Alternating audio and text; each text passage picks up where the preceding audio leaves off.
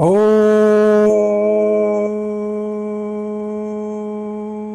हरि हरि ओम। ओम हरि हरि ओम।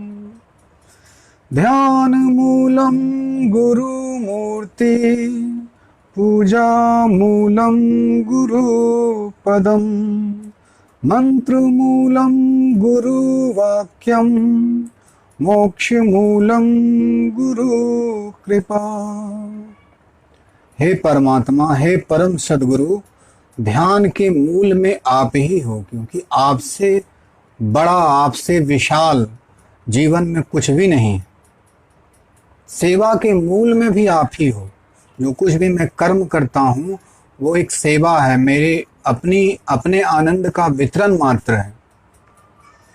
और आपके उपदेश ही सद्गुरु हमारे लिए मंत्र हैं, जो हमारे मन के दुखों को त्राण देते हैं, वही तो मंत्र कहलाता है। तो आप परम मंत्र हो और मोक्ष के द्वार भी आप ही हो। जैसे कहते हैं कि गुरु एक द्वार है, गुरु द्वारा सिखों में प्रमुख है, उसको यूज किया जाता है, गुरु का द्वार कहा जाता है। तो गुरु ही द्वार है जीवन का, जो हमें मुक्ति का मार्ग देता है, जो हमें स्वतंत्रता का रास्ता दिखाता है। ओम शांति शांति शांति। वासुदेव सुतं देवं कंस चाणूरमर्दनम, देवकी परमानंदम कृष्णं वंदे जगद्गुरुम। ओम शांति शांति शांति। आज पुनः आप सबों का एक बार पुनः स्वागत है। गीता ज्ञान यज्ञ में भगवान श्री कृष्ण ने बताया कि कर्म को कैसे यज्ञ बनाते हैं, इसकी विधि उन्होंने बताई, किस तरीके से आपका कर्म यज्ञ हो सकता है। प्रायः कर्म जो है वो भोग बन के रह जाता है और वो भोग अंततः रोगों में प्रवेश कराता है व्यक्ति की। लेकिन कृष्ण कहते हैं कि कर्म को योग बनाया जा सकता है, उसको यज्ञ बनाया जा सकता है। फर्क नहीं पड़ता आप कर्म क्या कर रहे हो, वो आपका व्यक्तिगत स्वभाव के वश हो सकता है, आपका कर्तव्य हो सकता है, लेकिन उस कर्म में जो योग डालने की प्रक्रिया है, भगवान श्री कृष्ण अर्जुन को बार बार वही समझा रहे हैं कि तू योग युक्त होकर कर्म कर। योग से तू वियोग मत हो, वियोगी मत बन, क्योंकि वियोगी व्यक्ति रोता है, वियोगी व्यक्ति कभी हो जाता है, प्रेमिकाओं को चिट्ठी लिखता है जो दूर कहीं है। लेकिन सत्य आपके अंदर है, प्रेम आपके अंदर है, करुणा आपके अंदर है, तो आपको कहीं गति करने की आवश्यकता नहीं है। फिर आप जो करते हो आनंद पूर्वक करते हो, आनंद के लिए और सुख के लिए नहीं करते।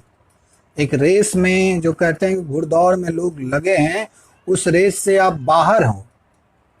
आप एक खिलाड़ी हो, आप एक कवि हो, आप एक राइटर हो, आप अलग अलग प्रोफेशन में हो, उस प्रोफेशन को आप इंजॉय करते हो, उस प्रोफेशन को आप जीते हो, एक एक प्रोसेस को आप जीते हो। जैसे आप कोई खेल देखते हो, क्रिकेट का ही सीजन अभी चल रहा है, आईपीएल चल रहा है, तो एक एक बॉल पे हमारी नज़र होती है, एक एक बैटिंग के स्टाइल पे नज़र होती है, कौन से बॉल पे कैसा शॉट लगा। हम पूरी तरह से अलर्ट होते हैं, उपस्थित होते हैं।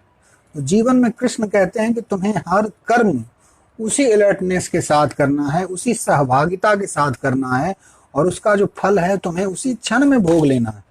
भविष्य की प्रतीक्षा नहीं करनी है। पहले बॉल का मजा क्रिकेटर पहले बॉल में ही लेना शुरू कर देता है। वो बॉल को उसकी स्ट्रेंथ के हिसाब से या अपने स्ट्रेंथ के हिसाब से डील करता है। तो जीवन को भी आपको उसी स्टाइल से डील करना होगा, जैसे कृष्ण कहते हैं कि कर्म में आपको योग डालना होगा। अगर कर्म आप लोभ और भय से करते हैं तो अंततः आप रोग में प्रवेश करोगे, अंततः आप संघर्ष में प्रवेश करोगे, अशांति में प्रवेश करोगे। फिर जीवन की गति सार्थक नहीं है, वो अंततः एक चक्र में आपको घुमाते रहेगा। सुख दुख, लाभ हानि, जय पराजय, इस चक्र में आप घूमते रहोगे, मान अपमान, इस चक्र में घूमते रहोगे। तो आइए भगवान श्री कृष्ण के उपदेशों का श्रवण करें। भगवान श्री कृष्ण अर्जुन से कहते हैं, प्रकृते क्रियमाणि गुणे कर्माणि सर्वशः अहंकार विमूढ़ात्मा कर्ता हमिति मन्यते। जीवात्मा अहंकार के प्रभाव में आकर मोहग्रस्त हो जाता है, अपने समस्त कर्मों का कर्ता मान बैठता है, जबकि वास्तव में प्रकृति के 3 गुणों द्वारा सारे कर्म संपन्न किए जाते हैं। भगवान श्री कृष्ण प्रकृति के 3 गुणों की बात करते हैं। एक गुण होता है जो आपके अंदर आलस पैदा करता है, एक गुण होता है जो आपको क्रिएटिव बनाता है, बहुत ज़्यादा एक्टिव कर देता है, और एक गुण होता है जो आपको एक बैलेंस लाइफ देता है। इंटरनली यू आर स्टेबल और आउटर आप एक्टिव होते हो, आप कर्म में लगे होते हो। तो भगवान श्री कृष्ण कहते हैं कि ये 3 गुण जो हैं पूरे प्रकृति में व्याप्त हैं।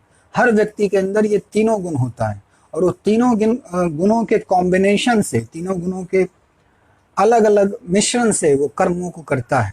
अगर आप आलसी हो तो हर कर्म को आप टालोगे, कि आज नहीं कल करते हैं, परसों करते हैं।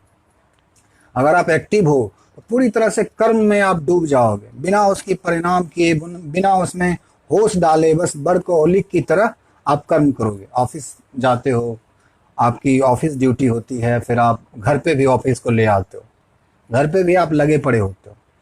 जो समय आपको अपने परिवार के लिए देना चाहिए, अपने बच्चों के लिए देना चाहिए, अपने समाज के लिए कुछ क्रिएटिव करना चाहिए, वो समय भी आप ऑफिस को दे देते हो, क्योंकि आपको उस ऑफिशियल वर्क से कुछ पैसा एक्स्ट्रा बन जाता है, जिसको आप अपने बच्चों को देना चाहते हो, ताकि वो ज़्यादा सुख सुविधा में रहें, ज़्यादा भोग कर सकें। लेकिन बिना योग के भोग जो है वो रोग पैदा करता है। विदाउट योगा भोगा लीड्स टू रोगा।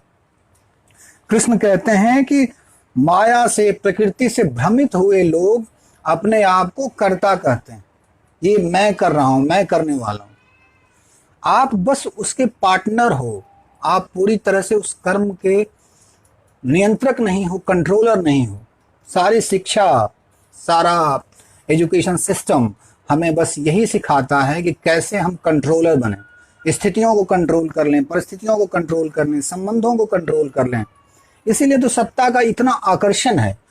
लोग फिल्मों में जाते हैं, खेल में जाते हैं, अंततः वो चाहते हैं, जब उनकी प्रसिद्धि हो जाती है तो वो चाहते हैं कि वो सत्ता के क्षेत्र में जाएं, वो राजनीति में जाएं। तो राजनीति में बड़ा मजा है, किसी का गर्दन पकड़ के रखना, किसी परिस्थिति को तोड़ मरोड़ देना। और आजकल के राजनीतिज्ञों से तो भगवान ही बचाए। और राजनीतिक कब उनकी बयानबाजी ऐसी लगती है जैसे वो कोई गुंडे हों, धमकाते हैं, डराते हैं, या एक तरह से वो सारे समाज की एक तरह से वो ठेकेदारी ले लेते हैं। मैं जो कह रहा हूँ वही आप राजनीति में चले जाओ और उसके बाद जो कुछ भी कहो आप क्षम्य हो। लेकिन अगर किसी और फील्ड में हो तो पूरा जो सिस्टम है, जो एक राजतंत्र का सिस्टम है, एक ब्यूरोक्रेसी है, वो सिस्टम आपके सहयोग में उपस्थित नहीं रहेगा, वो आपको तोड़ मरोड़ देगा। तो ये जो अहंकार है अंततः सत्ता की खोज में निकलता है। वो अपने आप को सिंहासनों पे प्रतिस्थापित करना चाहता है, वो अपने आप को कमजोर दिखाना नहीं चाहता, इसलिए वो धन इकट्ठा करता है। धन इकट्ठा करने वाला व्यक्ति भी अंततः पावर की तरफ ही जाता है, क्योंकि धन भी एक तरह का पावर है, सत्ता का अप्रत्यक्ष रूप है। आपके पास पैसे हैं तो बहुत कुछ चीजें आप अपने हाथ में नियंत्रण में ले सकते हैं, व्यक्ति को खरीद सकते हैं, या जैसे बिकने वाले लोग हैं तो बिक सकते हैं, बस उनकी कीमत होती है। हर काम की, लोग कहते हैं ना, हर काम की कीमत होती है।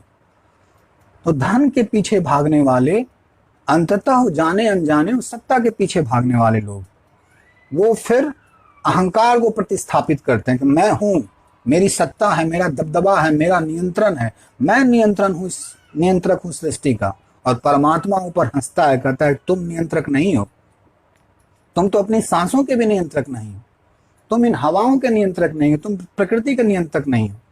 आज विज्ञान इतना शक्तिशाली हो गया और उसने पूरी प्रकृति पे नियंत्रण स्थापित कर लिया, बहुत हद तक नियंत्रण किया, लेकिन आज प्रकृति जीतती हुई नजर आ रही, वो अपने ढंग से नियंत्रण कर रही है और मानव अपने ढंग से नियंत्रण कर रहा है। एक सतत युद्ध में हम लोग चल रहे हैं। तो जो ये नियंत्रक होने का भ्रम है, ये अहंकार कि मैं करता हूं, मैं करने वाला हूं, मैं सबको अपने ढंग से मोड़ लूंगा, तोड़ लूंगा, व्यवस्थित कर लूंगा, अपने स्वार्थ के लिए दूसरों का इस्तेमाल कर लूंगा सीढ़ियों की तरह, लोग रिश्तों का नाम लेते हैं और रिश्तों को भी सीढ़ियों की तरह इस्तेमाल करते हैं, टूल की तरह इस्तेमाल करते हैं। जब उनके पास जाओ कभी मदद के लिए तो वो कहेंगे कि मेरी तो सामर्थ्य नहीं है, लेकिन जब उनकी अपनी बात हो तो उनकी सारी चीजें स्वतः होने लगती हैं, क्योंकि एक छोटे क्षेत्र में जीने वाले लोग हैं, वो अहंकार में जीने वाले हैं।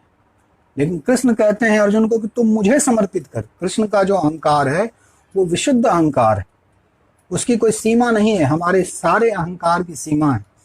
एक बच्चा जन्म लेता है और बिना किसी नाम के वो आता है, बिना किसी जाति, बिना किसी धर्म के वो आता है, और समाज उस पर लेवल देता है। समाज, माँ बाप उसके लिए नाम सजेस्ट करते हैं, फिर उसके एक संस्कार जो वो खुद लेके आता है और कुछ संस्कार वो परिवार से इकट्ठा करता है, और उसी को वो मैं समझ लेता है। उसी मैं को वो पूरे जीवन ढोता है, जबकि वो मुर्दा है, जबकि वो अतीत का संग्रह मात्र है, स्मृति मात्र है।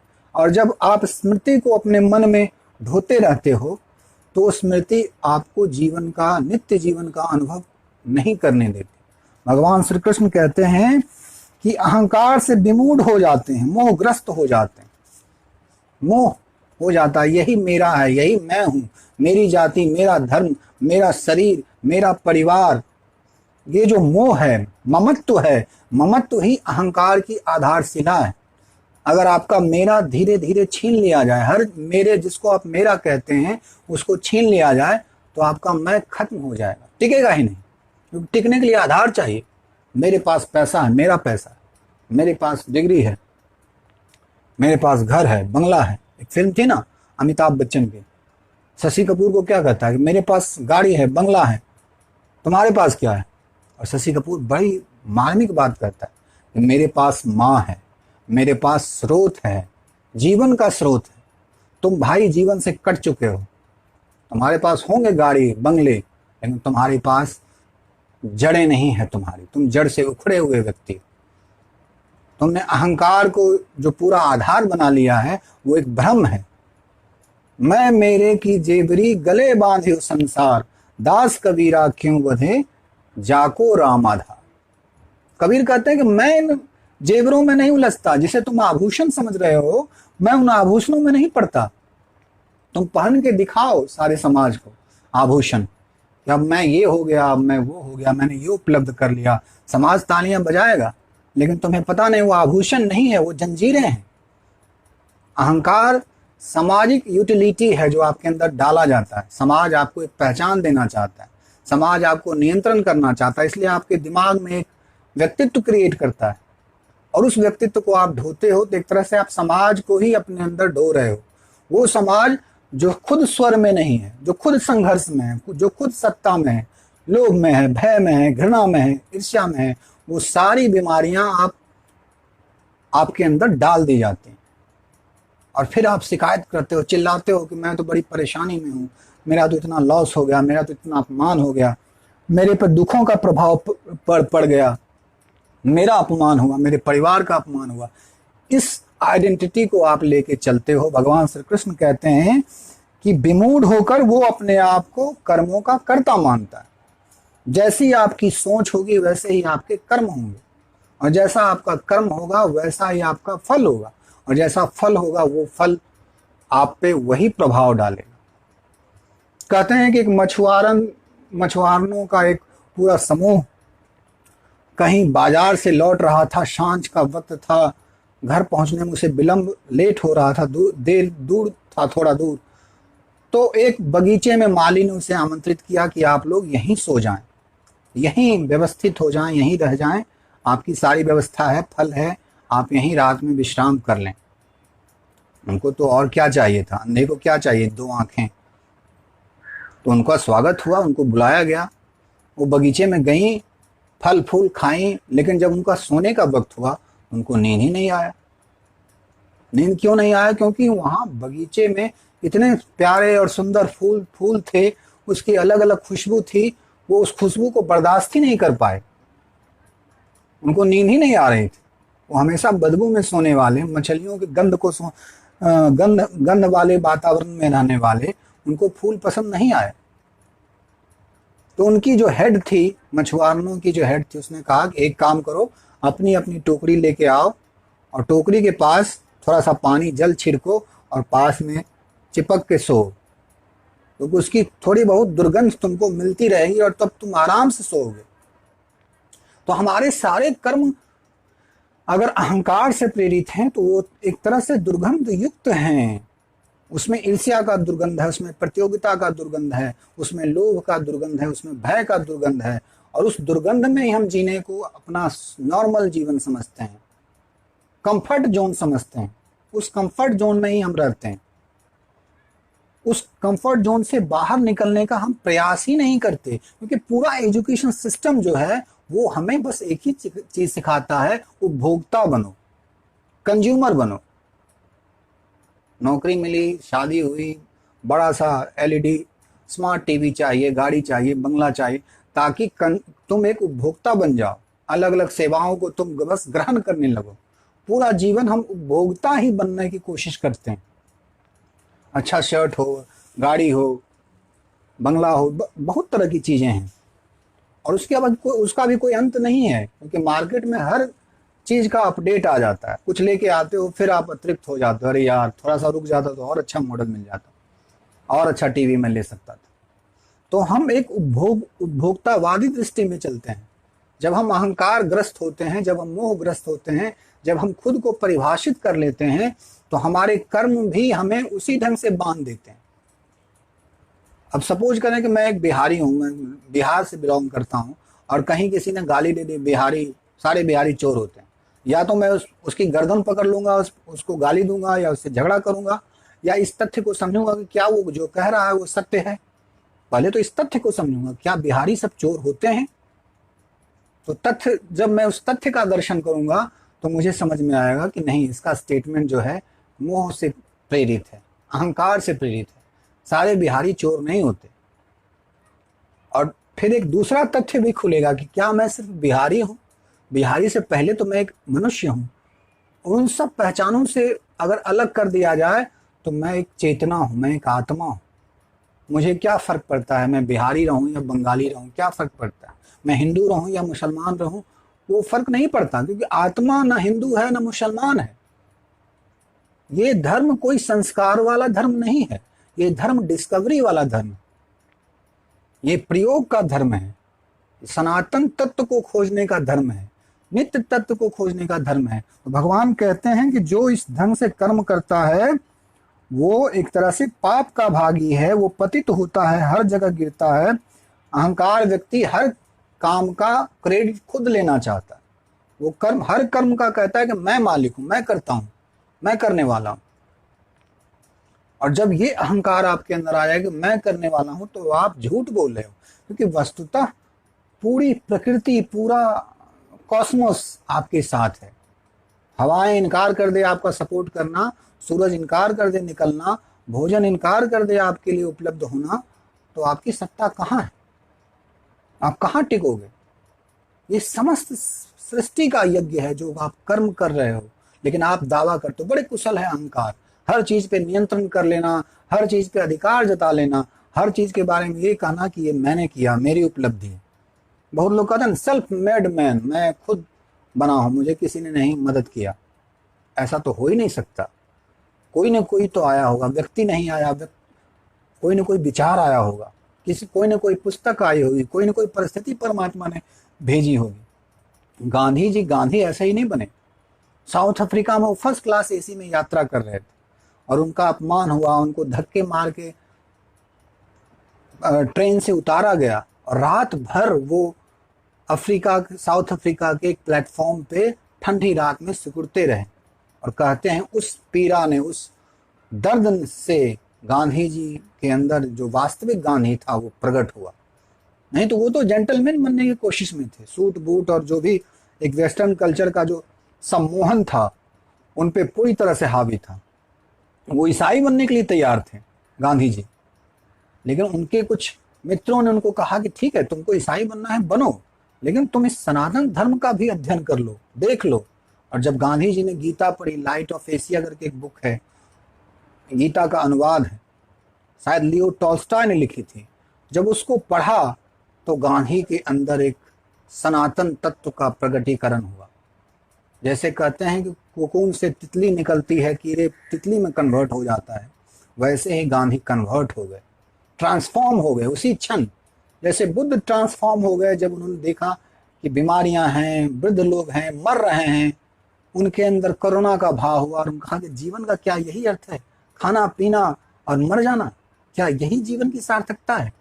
इसके ऊपर भी कुछ है, ये तो पशु भी कर रहे हैं, प्रजनन करना, बच्चों को जन्म देना, अच्छे अच्छे मांस खाना, अपने स्वाद में जीना।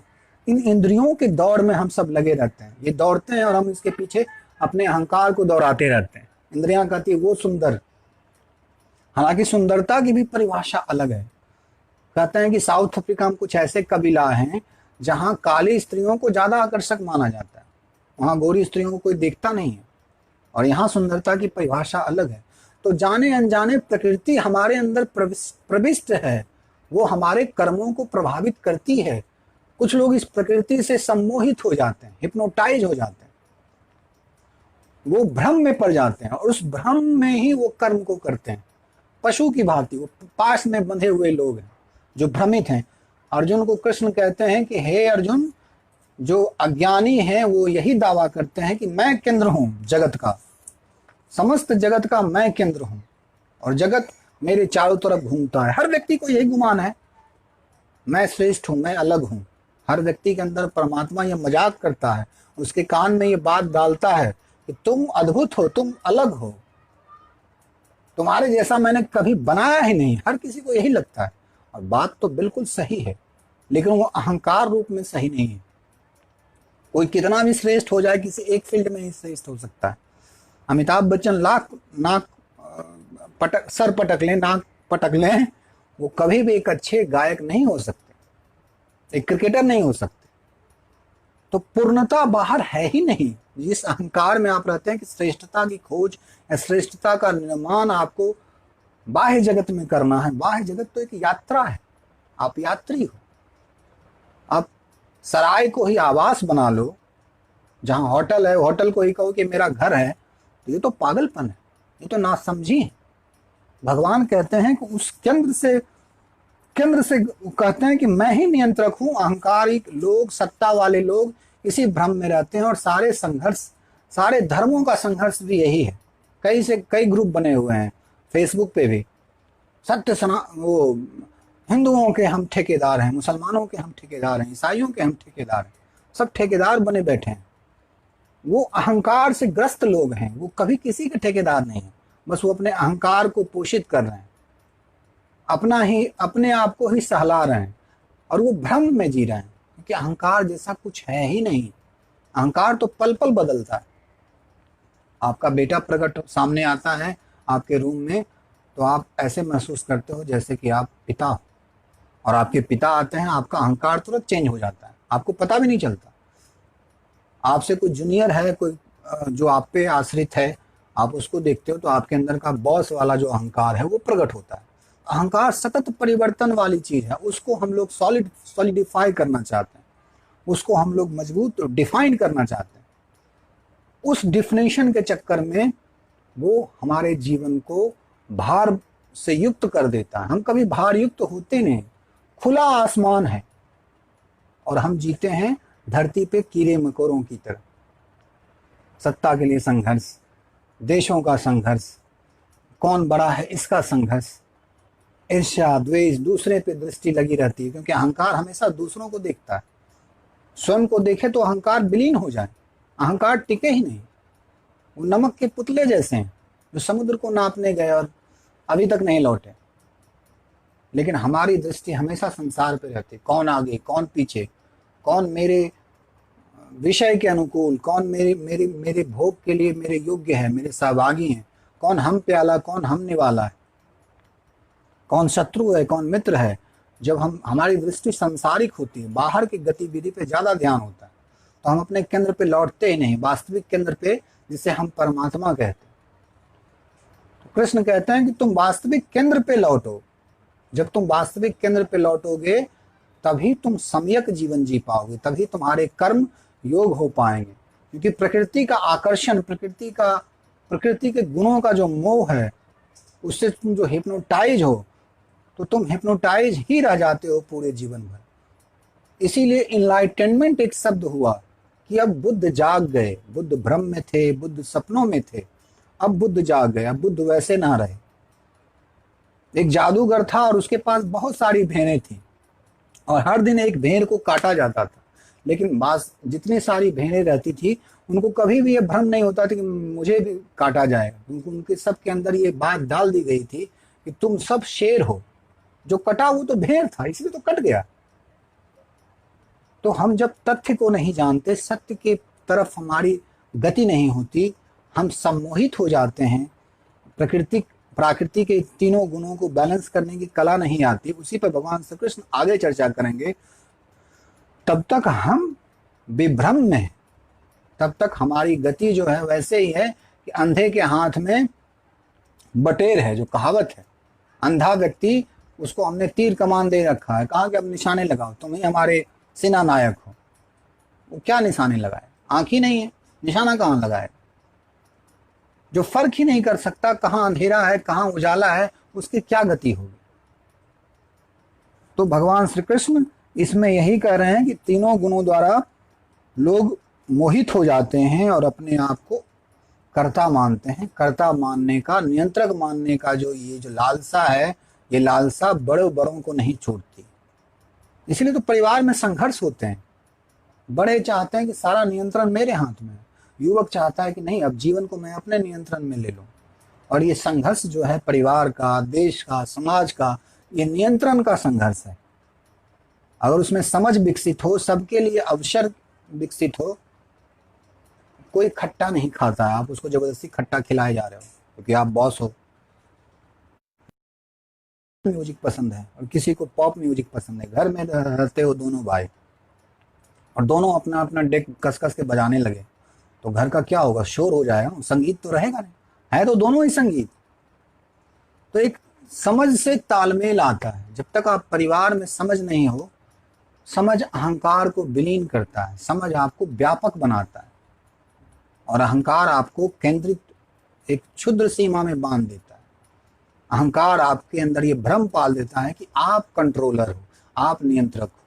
और नियंत्रक होने में बड़ा मजा आता है। बड़ा छोटा बच्चा है, उसको एक लाफा दे दिया, उसको एक थप्पड़ जमा दिया, अरे ये मत करो, वो मत करो, उसको हम ज़्यादा इंस्ट्रक्शन देते रहते हैं और बड़ा मज़ा आता है बॉस बनने में।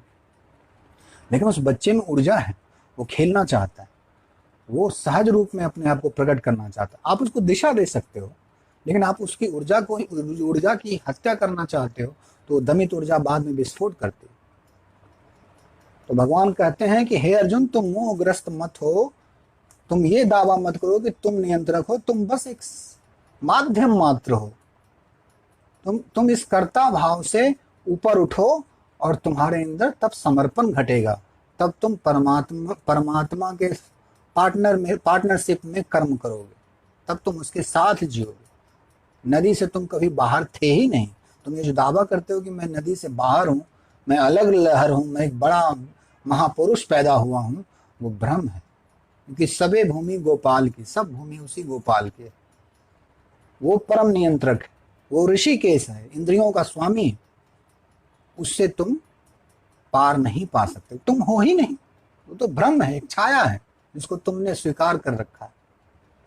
तो आज के लिए इस सत्संग को यहीं विराम देता हूं। आप सबों का जीवन मंगलमय हो। जीवन में भोग से योग की यात्रा करें, बेहोशी से होश की यात्रा करें और ये दावा मत करें कि आप नियंत्रक हैं। नियंत्रक पूरी प्रकृति है, पूरा परम शक्ति है। आप तो बस सहयोगी हो। सहयोगी व्यक्ति ही आगे जाके योगी होता है। हम सहभोगी बनना चाहते हैं, हम परमात्मा को भी भोग की तरह इस्तेमाल कर लेना चाहते हैं और उसी में फंस जाते हैं। आप सब उपस्थित हुए इसके लिए बहुत बहुत धन्यवाद।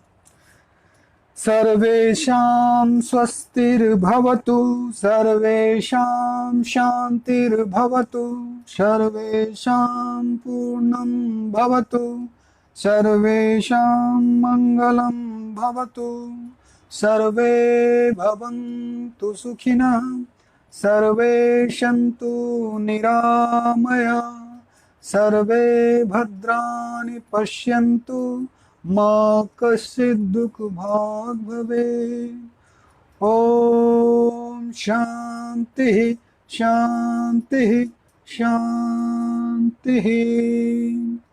हरि ओम। श्री राम कृष्णार्पणमस्तु। धन्यवाद आप सबों का एक बार पुनः धन्यवाद। हरि ओम।